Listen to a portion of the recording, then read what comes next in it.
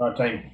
Right now, I'm going to take you through insurances and how much you need and what the purpose behind insurance is, because fuck me dead, there's a lot of bullshit out there at the moment. I'm saying people prying on your fear and hoping that you overinsure, and then you got lawyers coming in and saying what you should be insured for. It's all a load of rubbish. There is no guide to how much insurance you need, right? Some people use multiple of income and all this shit, but that's all you just got it there for the sake of it. It's useless. The only way to have the correct insurance is to run the scenario that if something that is insurable under whatever insurance you're looking at was to happen yesterday, what situation would your family be or yourself be left in now, and what's that gap you need to cover? Okay. You need to do what we call a needs analysis, which I'm going to take you through today and show you how to sort of do that. But in the intro, this diagram behind me, super important. So in a perfect world, right, people think you have to have insurance to have insurance. It's bullshit, right? There's a risk versus reward sort of payoff here. You got to remember that insurances are there for things that are unplanned for. Okay, they're there in case something happens, but there's also the chance that nothing will ever happen. Very unlikely. And we know that old saying, if you don't have it, that's when you'll need it. But very unlikely that nothing will happen to you in your life. But the insurance is there in case something does. Now, there is the chance that nothing will happen. In that case, you will have paid premiums to not claim upon. It's not a waste, but you would have paid it. So the risk is that you're going to put money towards insurance in case something happens, which gives you the financial security and foundations to keep moving on with your planning, knowing that if something was to happen, you'll be okay. All right, it gives you that peace of mind, that clarity. If you're super risky and you want to say, nah, I'm not going to do it, and that's fine. That's your prerogative. That's silly, but that's what you want to do. That's cool, but don't complain and don't start a GoFundMe when something does go wrong, okay? Now, we're talking about personal insurances here. So life insurance, total permanent disability or TPD, trauma cover or critical illness, income protection or salary continuance, right? All those ones. In a perfect world, well, not in a perfect world, in everyone's world, every day that you're alive, whether that's 1 day or 1,000,000 days, every single extra day that you're alive is going to put an extra $1 or a couple of dollars, whatever it costs you to live each day, on your tab, okay? Your tab is that's the expense of your life, whether you like it or not. It's already there. You can't negate it, okay? It's there. However long that is, like I said, it could be a day, it could be 1,000,000 days, whatever it is, that expense is there for you to live every day. There's no two ways about that, okay? In a perfect world, we have enough assets in our life to cover that bill, to cover that tab, yeah? Our assets produce enough income to cover that bill so we don't have to worry about it, right? We don't have to worry about how it's a net bill, right? There's nothing outstanding. But the reality is not a lot of us have those assets, especially when we're younger. It takes time to grow the assets, and we don't have those assets now. So we've got a very big outstanding bill that we need to cover. That's where insurances come in, okay? The amount that your assets can cover versus the amount you need, whatever that difference is, that is the gap your insurances need to cover. And this diagram shows it nice and shows it well. I can't even get out of the way. All right, so I'll go back. All right, so you can see down the bottom, we've got time. Some heaps in the way, but that's okay. And on the side, we've got cover, amount of cover. Now, we can see that this yellow line here, right, it goes up and up and up and up. That's our asset line. We can see it starts down here. Very, very minimal, right? That's how everyone starts with assets. You don't just start your life with assets unless you've inherited something, but we know it takes time to grow assets, right? And we get that compounded curvature. The expense need that we have, or the insurance need, is that brown line, yeah? And we can see when we have no assets early in our life, it means we've got every day is the most amount of expenses we're going to have, because it's the furthest away from the day that we're going to die. Every day we get closer, it minimizes that. So regardless of what that is, we know this number could be $10, it could be $10 billion, right? Whatever it is, we know that every day you get older, it decreases. So we know that every day we get older, that decreases, and every day we get older, our assets should increase, yeah? Where they cross over is our financial freedom amount, okay? Where they cross over there, that is our financial freedom amount. That is where our assets meet the point that they can cover our future needs. That is the point that we no longer need insurances because we are financially free enough to make sure that our assets look after us. But in between that period, we have this gap. Yeah, we have this gap in between this period. And this gap is what insurances need to cover, okay? Because there's nothing else there to make sure that your expenses are covered if you don't have the assets there. Now, we can see as our expenses get less and as our assets get more, that gap gets smaller, yeah? So what we do with insurance is that when you start and when you do it early, that should be the most amount of insurance you need, with a caveat that unless your situation changes and you take on more debt, etc. But technically speaking, when you start, your insurance need should be the highest it's going to be. And then as you grow your assets, your insurance need should come down till eventually you have enough assets that you can get rid of all your insurances. That's how insurance works. Okay, it's not a scam. It's not a multiple of income, right? It's a scenario-based thing that will pay out based on certain scenarios, and you want to make sure that the scenario under which it pays out covers you appropriately. So how do we figure it out? All right, well, we use what we call a needs analysis. This here is a needs analysis for life, TPD, and trauma. Down the left-hand side, we've got a bunch of things that you might want to consider covering if something was to happen to you. And then we put the numbers in on the right-hand side and it tallies it up. And then down the bottom, we put in whatever assets we have currently to offset that difference, and it tells us how much we need. So when you start this, you want to play the scenario. There's two scenarios for a couple. One is that if one person dies or something happens to one person, the other thing is something happens to both people. You want to make sure you're, especially if you've got kids, you want to make sure that your insurance covers out under both, right? As in, you don't want to insure just yourself, but then if something happened to both of you, then the children be left short. So you want to make sure you're looking at this from both scenarios. Whenever we do this scenario, we always say, let's pretend that we didn't come home last night, because it's a hard conversation to have, but we know that we did come home last night, so that's okay. All right.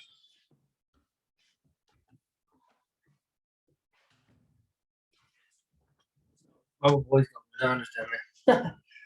Okay, so we know we did come home last night, so we can run that scenario. So and people say it's okay, I want to do it in the future. No, you need to insure yourself as of today, because something could happen tomorrow. Yeah, don't think, oh yeah, but I'll have that paid off in 10 years. No, you're not insuring for your wishful death. Right? By your wishful death, you're gonna be asset rich anyway. You need to insure as of today or as of yesterday, right? What would happen right now? That's what the insurance needs to look after, because that's what we're gapping.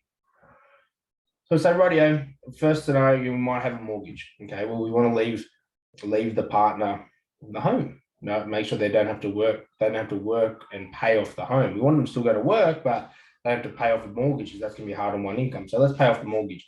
If you don't own a home, you got two options. You got three options. You can do nothing and let the other person fend for themselves. You can cover whatever your dream home together was going to be. You can put that in your insurance and make sure they can buy that outright if something happens to you. And then lastly, you can pay for half of the home, because essentially that's probably what you're going to contribute, or half, or the ratio to whichever you were going to contribute if you're still here. So you can do that as well, right? There's no right or wrong answer. It's whatever you think. One thing I will say with life insurance is it's very important to understand that, especially when you're young, your partner is most likely going to move on. Yeah, so you don't want to, even though you might be in love and want to look after them a lot, you don't want to pay all these premiums to fund the rest of their life, and then something happens to you and they move on, and then some squeeze bag comes along and takes half of it. Okay, you don't want to do that. Usually I always say, look after the goals that you're working towards together, like a home, right? That's the big one.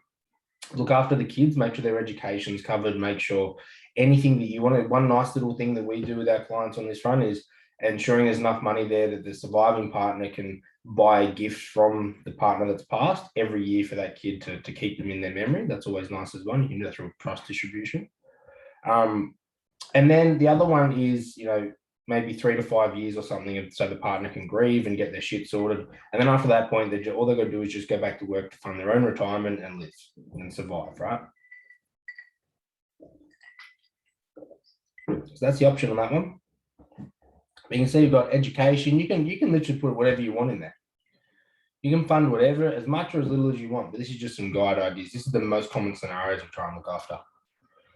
And TPD is sort of similar. You want to pay, if you can't work ever, it gets hard to pay for a mortgage and we need a roof over our head. So we want to cover the mortgage, not either pay off what you've got, or purchase the home that ideal home you have. Don't go ridiculous.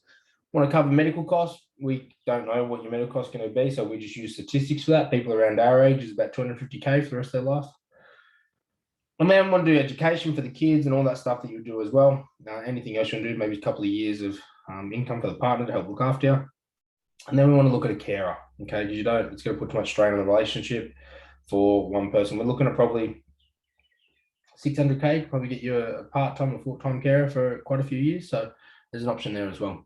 Then the income component, you can fund the income with TPD, or you can utilize your income protection to pay you up until retirement, where this will then kick in your investment side of things.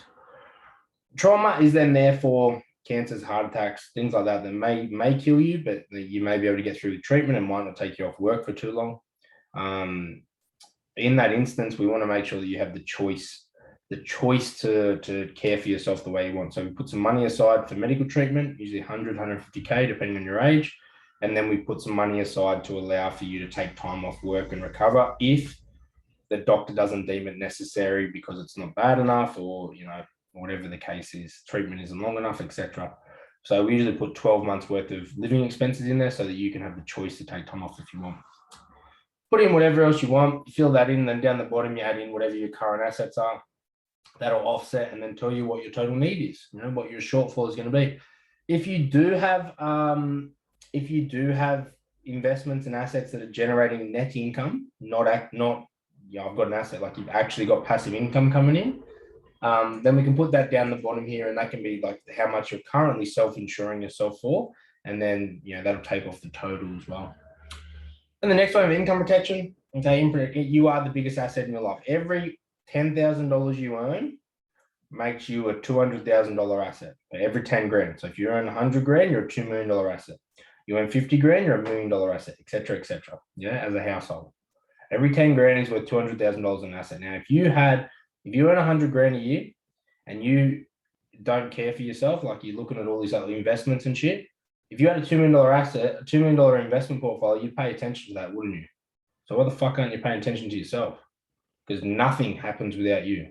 Nothing at all is happening without you. Stop getting caught up in the sexy world of passive portfolios and realize that you're the bee's knees, Your ability to earn income is what is important. It's the most important thing in your entire situation. Nothing happens. Nothing happens in your life without your ability to go and earn an income at the start, okay? You're the biggest asset you got. And at the start, if you stop working, the whole plan stops working. So income protection is very, very important. I'm going to cover 75%, or if you're on a big income, at least enough to cover your household expenses, mortgages, etc. Right? And eating, make sure that if you can't work, you can still feed the family. If you have money left over and you save it or you invest it or you splurge, whatever, well, then you don't need to cover that. It might be nice to stay on track, but you don't need to if you're worried about costs. That's sort of the minimum, how much it costs you to survive or live. Maximum, just 75% of your income, plus your superannuation guarantee. And then we've got waiting periods and benefit periods. Waiting period is how long until the policy will pay you out. 30, 60, 90 days, a year, 2 years, whatever. The longer you wait, the cheaper the premium is, but also the longer you have to be off work from a doctor. The doctor has to say you have to be off work for that long for it to kick in. 30 days is early, gets it paid. Remember, you get paid 30 days in arrears. So if you have 30 days, you actually get paid 60 days, etc. But you've got to understand that that can be expensive, right? So if you need it, great. But if you have followed our rules and you've built up your 3 to 6 month buffer first, well, then you can afford to push out your waiting period to 90 days because you've got the 3 months there, right? And that's going to save you a substantial amount on your premium. And that's going to mean that, you have to live on your savings, but in the instance that it's a good balance for in the instance you never use that policy, perfect, you've saved on premiums. In the instance you do use it, it does its job, okay? And then generally speaking, if possible, we like to insure up to age 65 because it's cheaper to do that for your income protection to pay you all the way up into retirement than it is to fund it with TPD. So that's insurance in a nutshell. That's how basic, a very, very basic approach to your insurance portfolio you need to look at. But this diagram behind me, this is the business, right? This is what matters. this is what you need to be. This is how you need to understand insurance. It's not, you don't just have insurance for the sake of having insurance. The insurance inside your super isn't enough. I guarantee it, right? You need to run the scenario and make sure it fits into this diagram behind. Doing needs analysis to suss it out. Don't listen to what everyone else says. They're all full of shit. Multiples of income and all fucking 10% of your pot, what, nothing, right? This is the only way to do insurance. The only way that makes sense.